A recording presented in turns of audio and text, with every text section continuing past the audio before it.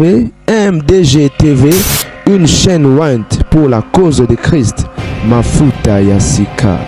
Mafuta Yasika, Mafuta Yasika.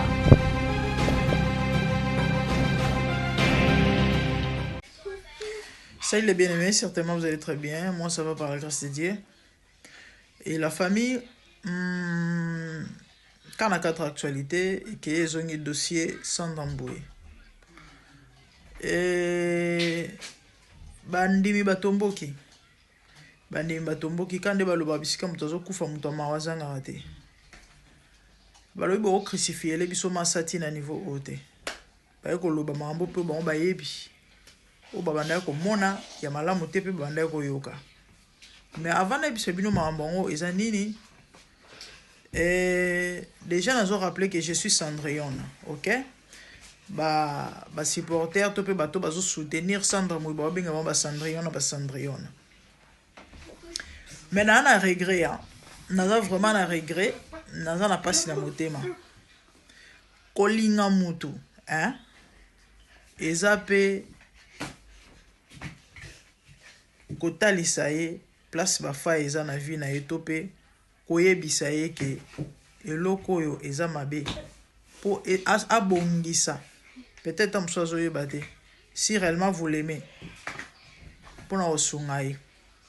Mais malheureusement ba congolais c'est pas les canalo bango trop awa bat balandanga ba yebi congolais soko alingi moto ata moto na sali mabe akanga miso kangi matoi. Donc en d'autres termes, à soutenir na mabe wana tiki epe na mabe wana à continuer na mabe wana lobby mabe wana ke détruire. Ngambu na memi karapo lobby na sali vidéo na pesa centre conseil. Batu va traiter nga des traîtres. Batu va taxer nga na ba commentaires. Il y a même des gens là on a bloqué en disant que na lembongo mbongo combien. O ba ko pesa ngai o aussi ça va passer na ngai. Est-ce que vous voyez que Batunion soit corrompu? Je suis ce genre de personne. Nalia kanyakate. Nako trahir conscience nangate. Mutuso comment trahir conscience na yo aïe. C'est que sili pona yo. Sili pona yo. Et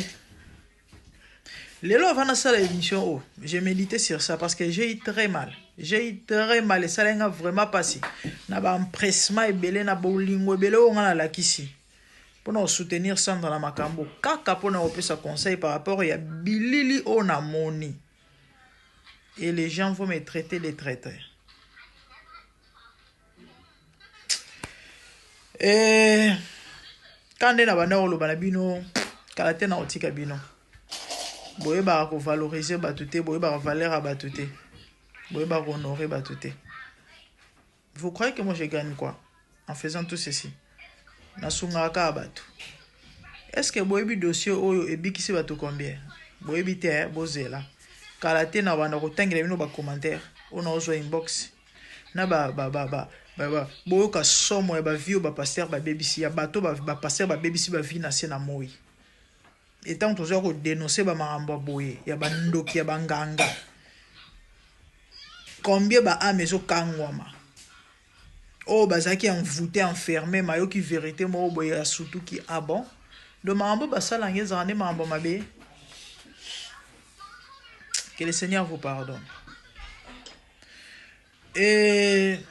na changer té surtout son ayebi ke elo na osale ya mabete na zala toujours ngai na ozala toujours ngai mais na otika bino comme ça bo continuer ba coach bolanda ke na ba mambo na ba mateo ba ba loba na bino wana comme bino bozoko ko soanga la valeur te botala nga bien na beta bino ndoto mona autour te sali 2 mois te ba 1 mois et demi plus ou moins. Nalali et kozongela ngata quand je méditais sur mambo na autour banabino. Nalali na loti ndoto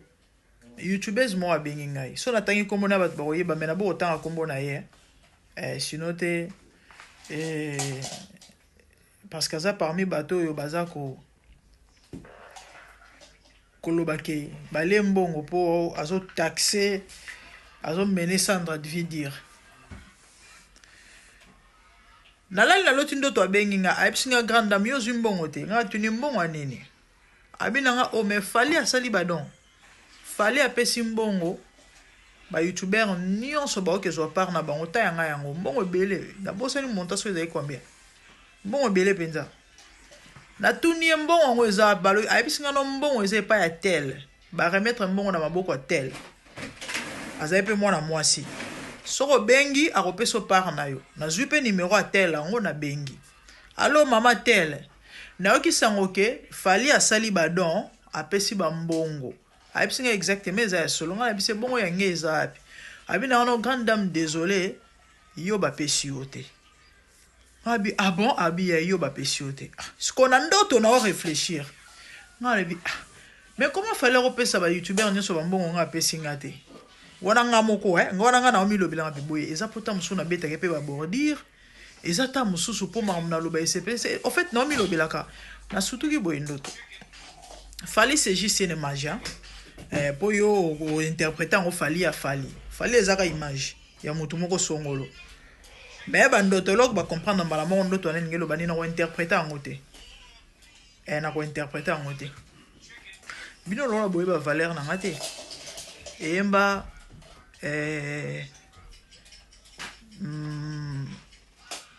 Madilu la interprétation ya Nzomba Papa Lutumba je crois ezala nini cœur artificiel valeur eloko moto eba na kaso ebungi na okende na 2026 comme ça bo coach azalaka mwasi wana mwana mwasi wana te Nzamba pambola ebozela ona bino bo mona bozwa na valeur te malamu na loba na changer te na otika la ngai lobby batinde nga ba image namoni comment est-ce que collaborateur moko ya Shora kwetu ba beba na ye plus de 10 ans passés ndaba na ko bimisa ba vérité ko loba makambo sir dossier Sandra Mboui na mwasi ya Shora na ye Shora na kati tout ça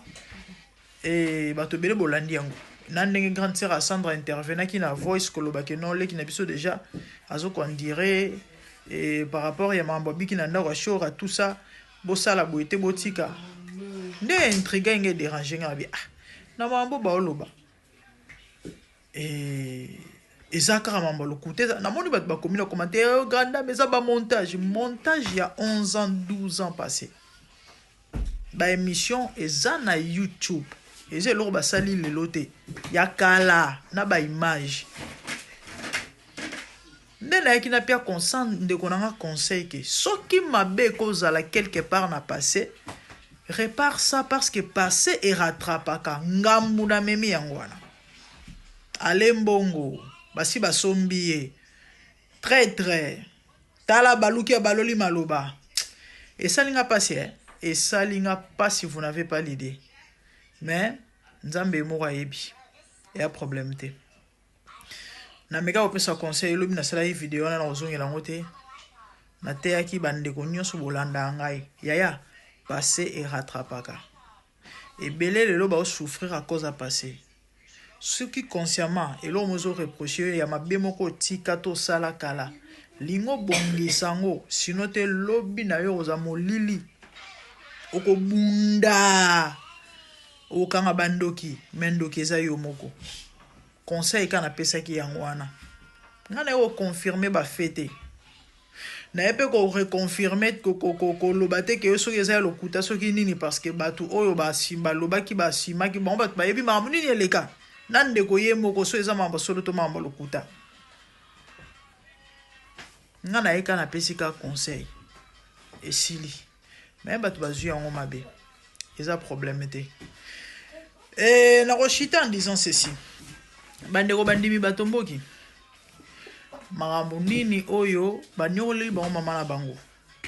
M23 bana plus que repasser tant na ekuna na masisi et pas ya arija so pe r eleki alali kuna so azongi na ndako retard mwasi aloba te so mwasi alobi nkuba ba secret de tes obima comment est-ce que mama na bango anyokwami baluba rovanda niete bandeko nauti ko creuser ko kundula ko zo susu information mais bato ba batute hein bato baza batute M23 on a li passa na ye na osa continuité vidéo on a bimisela bino ba secret d'état mambo grave. C'est les amis de retour, nous allons continuer vidéo na bandaki la famille bandimi ba fâché. Balobi trop c'est trop. Maman Sandra souffrir mingi. Bino bolo ba po boye bité. Maman sa sali boye. M23 ina olexangonga na ekuna batana ina masisi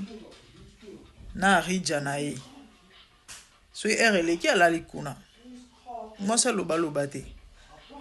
So pe kozonga en retard moi ça lobi a tombo ki a beti mwasi. Et bandeko. La famille na bandeko lo bandeko. Et bamakelele etambolia ozo continue ko tambola Sandra hypocrite boye na boye. Je crois tant na sala qui vidéo on appelle ça qui conseil na zaki clair en disant que mutu nyonso azana passé Sandra na passé na ye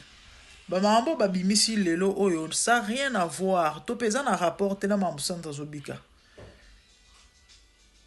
C'est une femme battue,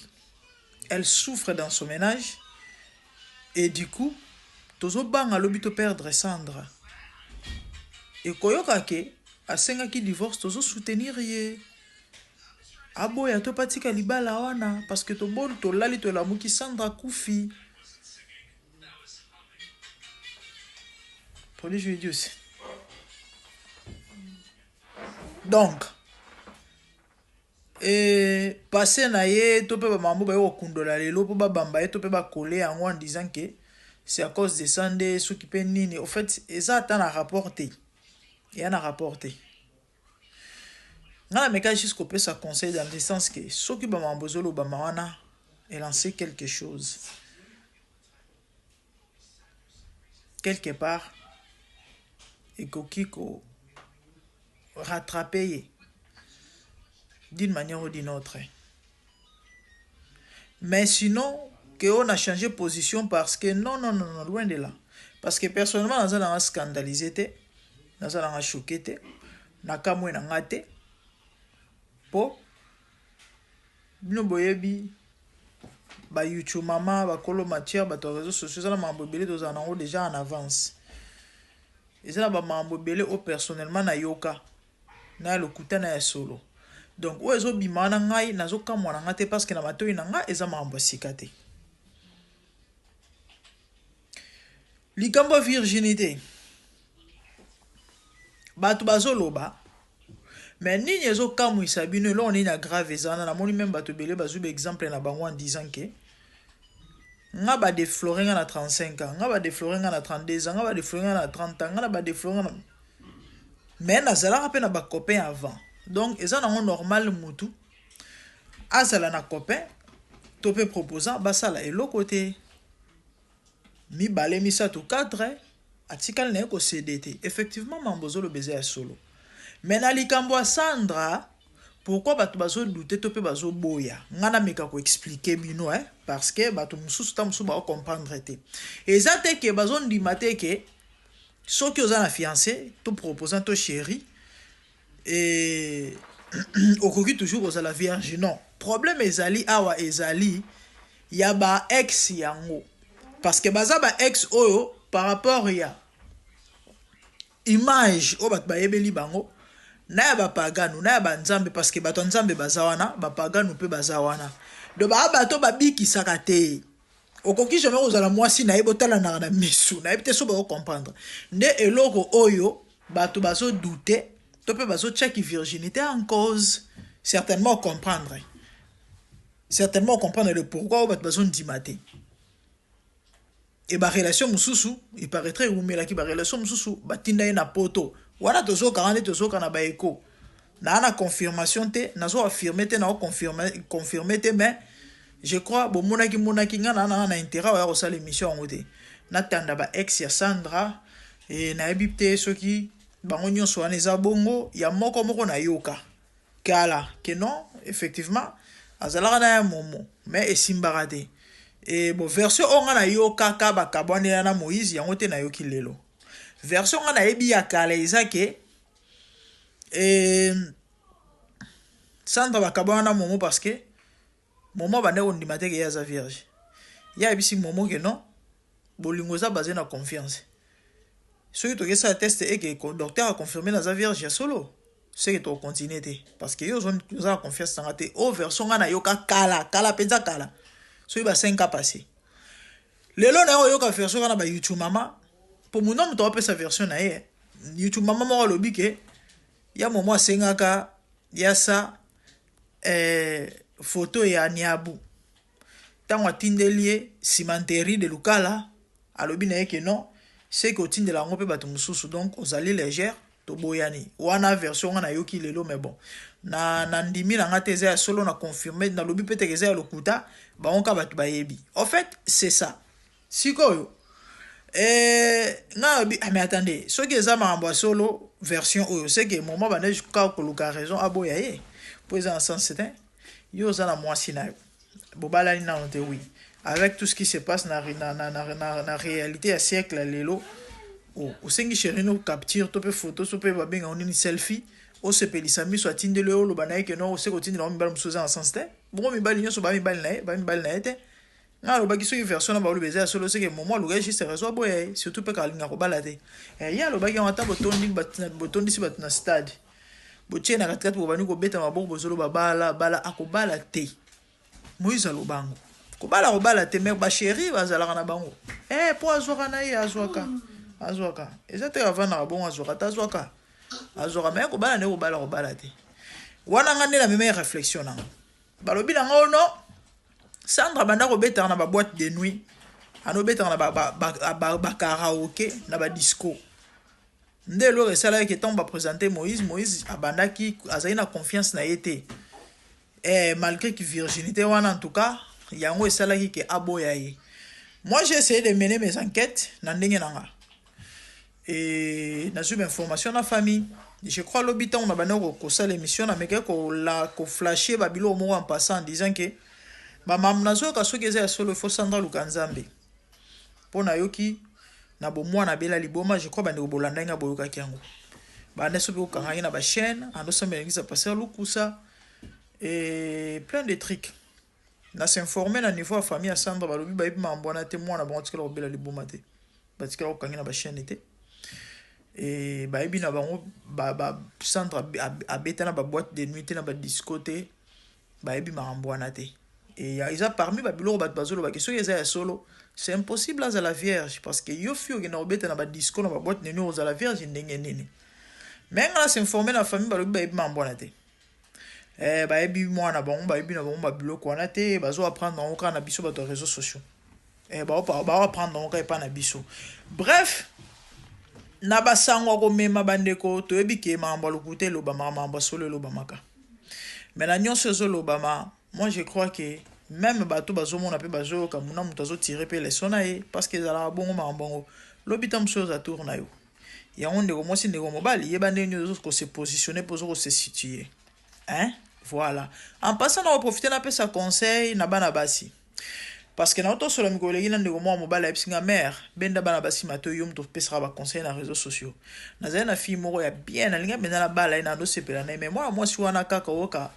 lelo alale la muki a posé mai kalamba na stati lobi alale la muki a posé emenkano lobi alale la muki a posé Moïse Mbiye siko babilongi wana to bike ba bato yo babiki sarate soki yo na bosolo la surtout so za fi moza kitoko c'est compliqué ndelo bangisinga na tiki na ngai ndeko mwasi ndeko mobali yeba ozo kotoyer nani ozo fréquenter nani osolola nani osalaka nini surtout babiloko bi posta na ba stati ba nini machin il faut faire très attention moi sina mobali to za ndenge mote moi ça la toujours perdante na mambo belé ba ko bambo likambo oyo eza yango te mais ba bambi yo pourquoi kaka parce que moi faiblesse moi moke olakisaki na éviter son se faire comprendre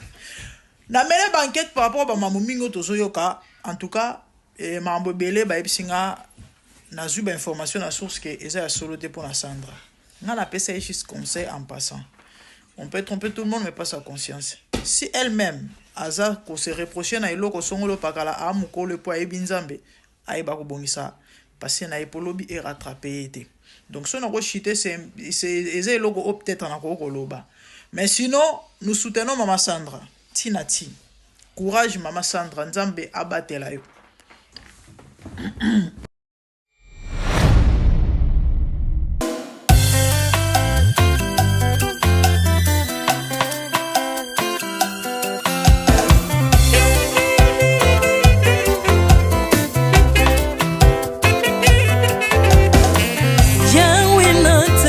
mokili oyo namoni te, natangi na histoire ya monde namoni te,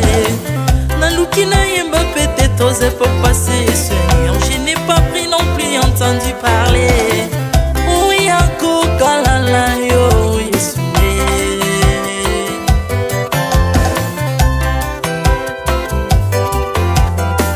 Même na domaine ya sorcellerie nationale, atana oyo ya international, papa na yo kisangwa banzamba mokili yo mokota kufa se kwa lokola yo Yesu.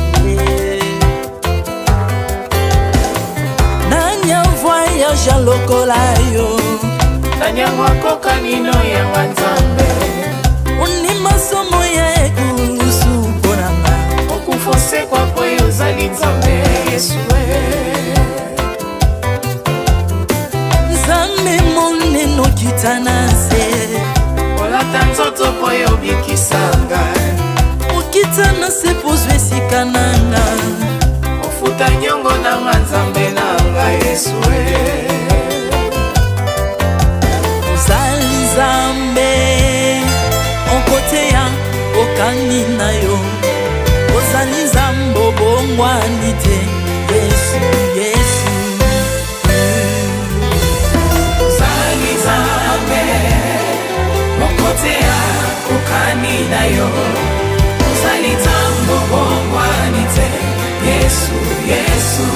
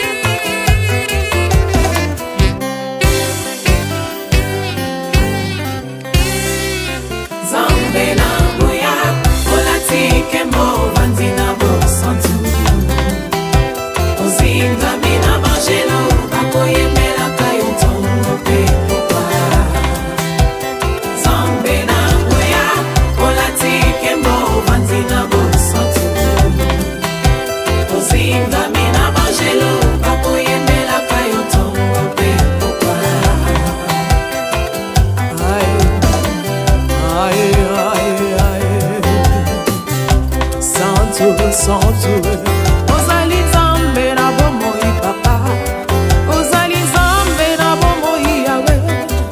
ozali kondi oyo esimba bomoi nanga, ozali Nzambe oyo abikisa maladi, nakokende wapi Nzambe soki na yo te, likolo evangelo na yo yawe, mabele nyotelo na yo, ozali Nzambe,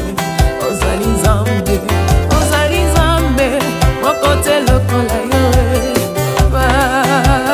Nzambe na ngoya olatike mo bandi na bosantu, ozinga bina bangelo bakoyebelaka yo ntongo mpe pokwa. Ardemment tu m'as rendu intouchable, ardemment tu m'as rendu invincible, naliwana yo tokomindela santu, lisekwa na yo tokominde balongi.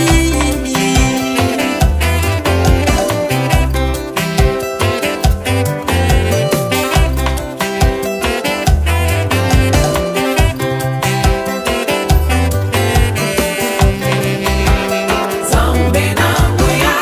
olatike mo bandi na bosantu,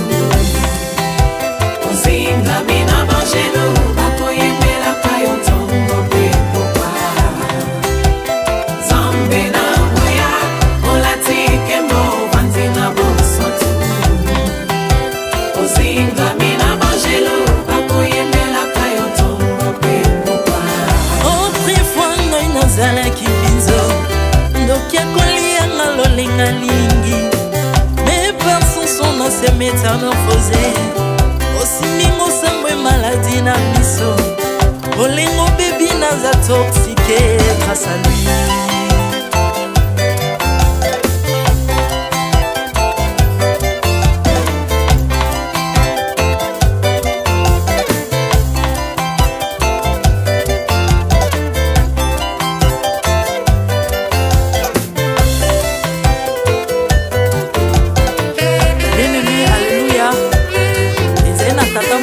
azalaki nzambe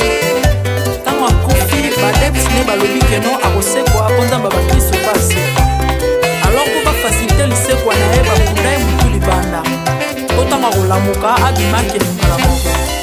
me komi nzambe na biso alinga kokambola gloire na moto te lobi nango na ntongo baya kokuta bangulu basepelisa motu ya nzambe na bango yango bien aime bato wana bakoma oyo biso toliaka ngulu te oyo milimo mabe ekotaka na ngulu soki bino boliaka ngulu te mpo milimo mabe ekota na ngulu bomelaka mai te mpo milimo mabe ekotaka na mai yango tokumisa nzambe po akufa asekwa avandi na loboko ya tata mpona koleka sebe mpo na nga na yo